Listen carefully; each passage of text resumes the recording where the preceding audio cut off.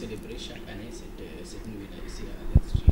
Tout à fait. Nous, chaque année, on célèbre ce jour parce que c'est un jour important.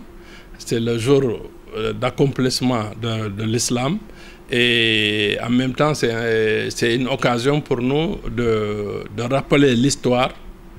Parce que, comme je vous ai dit, les mêmes personnes qui ont fait un autre choix, qui ont pris le pouvoir à la place du calife désigné par le prophète, c'est les mêmes personnes qui ont décidé, avec le temps, avec les différents califes, de transformer tout.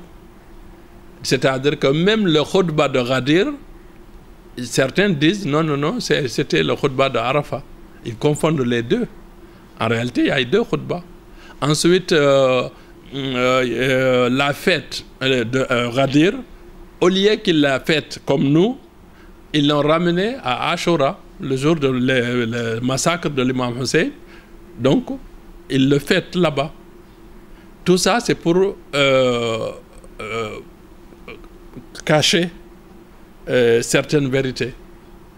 Et aujourd'hui, je pense que le monde, avec les moyens de communication qui existent, forcément, ces vérités-là sont en train de sortir partout dans le monde.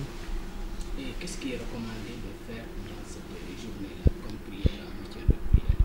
Alors d'abord, c'est un grand jour de dévotion, hein. Il y a tout un programme de prière à faire. Il y a plusieurs formes aussi de prière. Parce que la prière, il y a les prières où tu fais des rak'ah avec des sourates et tout ça. Et il y a des prières que tu fais, c'est de salatu ala nabi, c'est istighfar. Et il y a des prières, même en donnant des offrandes, c'est une forme de prière. Et il y a aussi le jeûne, le fait de jeûner aussi, c'est une forme de prière. Donc il y a beaucoup de prières qui sont recommandées, que tous les partisans de la famille du prophète connaissent très bien. Et parce qu'il y a un livre de référence pour ça qui s'appelle Mafatih al-Jinan, les clés des paradis. Et dans ce livre-là, les pratiques de chaque jour sont expliquées clairement dedans. C'est la journée d'aujourd'hui. Et en même temps, ils ont ramené ce jeûne-là à Ashura. Alors que les imams disaient que quand on est frappé d'un malheur, on ne gêne pas. Alors, au lieu de gêner ici, ils gênent à Ashura. D'abord, on dit que le fait de gêner ce jour-là, c'est quelque chose qui fait que tous tes péchés d'une vie peuvent être effacés. Maintenant, il faut aussi des éclaircissements. Parce que souvent, les gens font des confusions. Dès qu'on dit que si tu vas à la Mecque, tu ressors là-bas propre comme si tu n'as pas de péché. Ou bien si tu fais tel...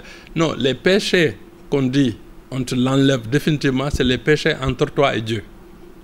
Mais les péchés que tu fais entre toi et les humains et les autres, ça, c'est des péchés qui restent et qui seront toujours, Yawm al-Qiyamah, analysés et jugés. Exactement. Mais quand on gêne le jour de Ghadir, c'est-à-dire que tous les péchés qui ne sont pas, comme je viens de l'expliquer, seront effacés pour la personne.